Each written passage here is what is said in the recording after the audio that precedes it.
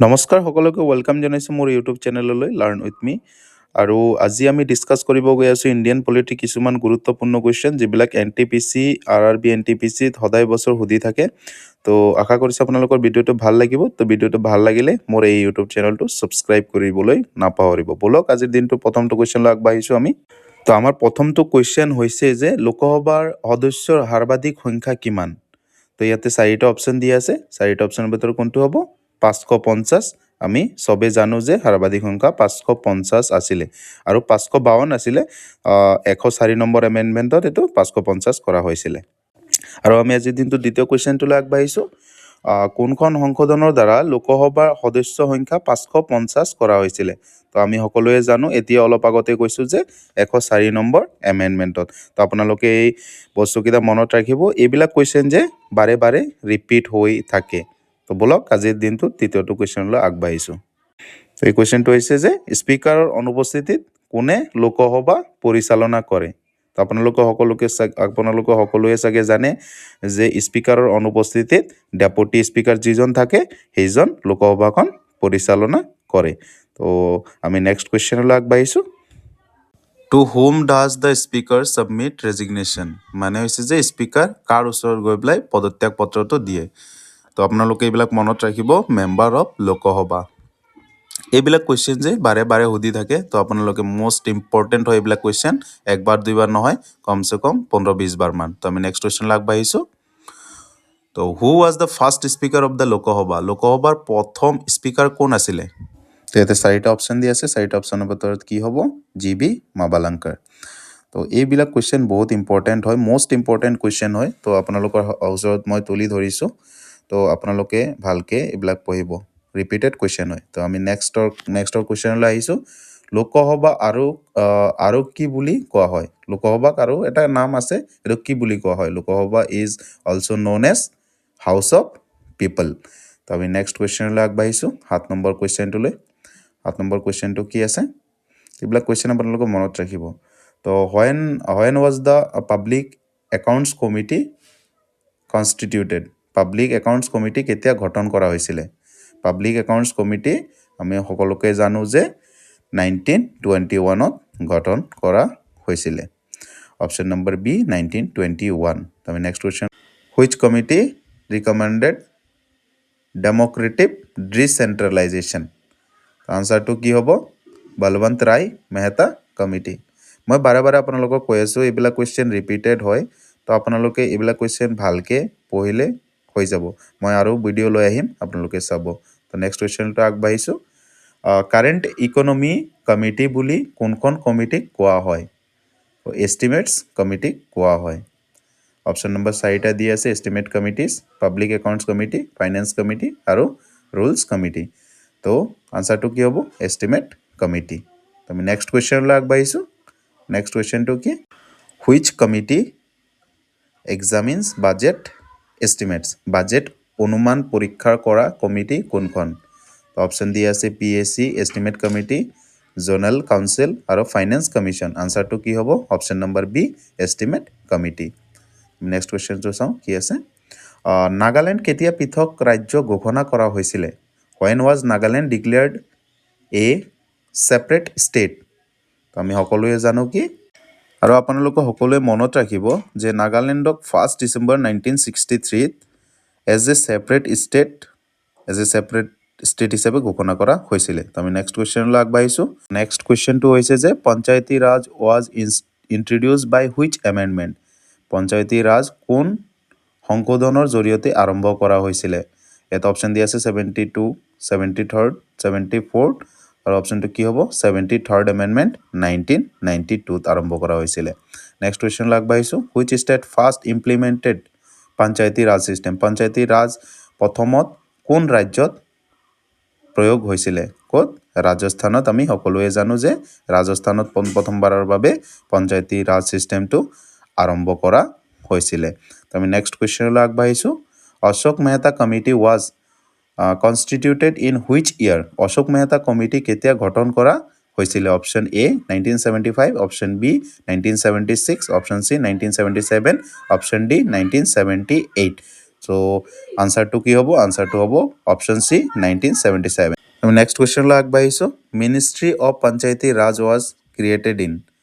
মানে পঞ্চায়তী ৰাজ মন্ত্ৰালয় কেতিয়া গঠন কৰা হৈছিলে 2000 2002 2004 আৰু অপশ্যনত আছে 2006 তো আপোনালোকে মনত ৰাখিব এইটো আনসাৰটো হৈছে 2004 আমি নেক্সট কুৱেশ্যনলৈ আগবাঢ়িছোঁ পঞ্চায়তৰ সদস্য হ'বলৈ ন্যূনতম বয়স কিমান লাগে তো ইয়াতে অপশ্যন দিয়া আছে 18 বি নম্বৰ অপশ্যন দিয়া আছে 20 সি নম্বৰ অপশ্যন দিয়া আছে 21 আৰু ডি নম্বৰ অপশ্যন দিয়া আছে 25 তো আপোনালোকে সকলোৱে জানে যে এইটোৰ আনসাৰটো হ'ব সি নম্বৰ অপশ্যন 21 ইয়াৰ্ছ লাগে তো আমি নেক্সট কুৱেশ্যনলৈ আগবাঢ়িছোঁ নেক্সট কুৱেশ্যনটো কি সংবিধানৰ চূড়ান্ত ব্যাখ্যাকাৰী কোন সংবিধানৰ চূড়ান্ত ব্যাখ্যাকাৰী কোন হয় সংবিধানৰ চূড়ান্ত ব্যাখ্যাকাৰী হৈছে আমাৰ কি সুপ্ৰিম কোৰ্ট আমি নেক্সট কুৱেশ্যনটোলৈ আগবাঢ়িবলৈ গৈ আছোঁ তো আপোনালোকে যদি এতিয়ালৈকে মোৰ চেনেলটো ছাবস্ক্ৰাইব কৰা নাই দেন ছাবস্ক্ৰাইব কৰি দিব নেক্সট কুৱেশ্যনলৈ আগবাঢ়িছোঁ মৌলিক অধিকাৰৰ ৰক্ষক কোন তো এইটোৰো আনসাৰটো কি হ'ব আপোনালোকে জানে ইয়াতে আনসাৰটো অলৰেডি দিয়া আছে সুপ্ৰিম কোৰ্ট অফ ইণ্ডিয়া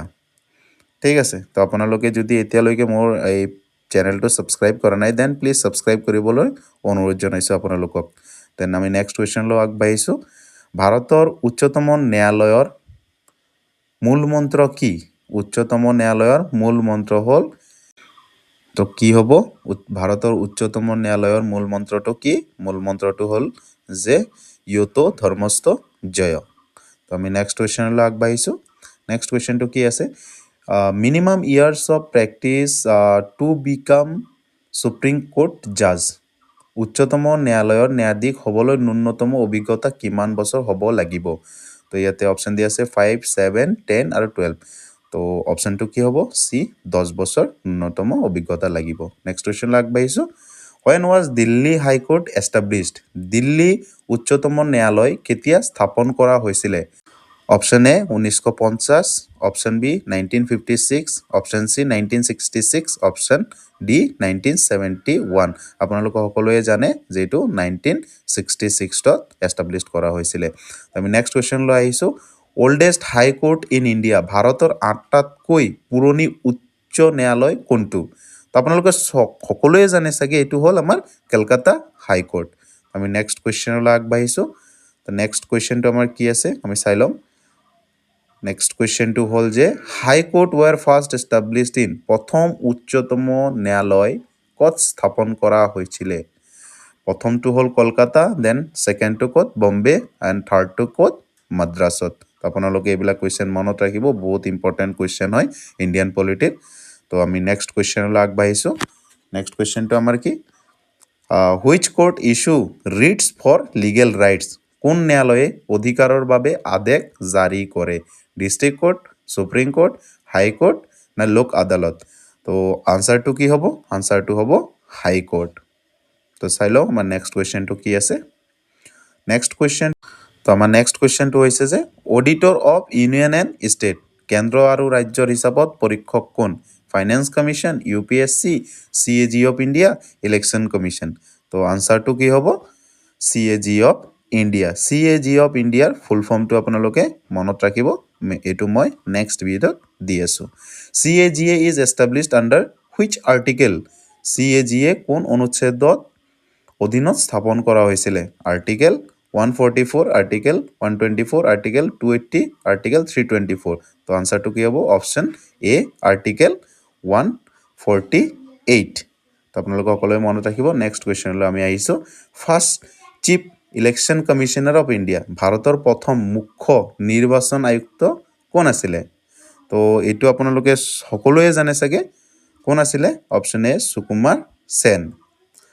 কোন আছিলে অপশ্যন এ সুকুমাৰ সেন তো আমি নেক্সট কুৱেশ্যনলৈ আগবাঢ়িছোঁ নেক্সট কুৱেশ্যনটো হৈছে যে সৰ্বজনীন প্ৰাপ্তবয়স্ক ভোটাধিকাৰৰ বয়স কিমান এইটো বহুত ইজি কুৱেশ্যন হয় এইটো সকলোৱে জানে 18 ইয়াৰ্ছ অল্ড তো আপোনালোকে মনত ৰাখিব এইবিলাক কুৱেশ্যন সদায় বছৰ ৰেলৱে ALP technician NTPC group D সদায় সুধি থাকে তো আমি নেক্সট কুৱেশ্যনলৈ আগবাঢ়িছোঁ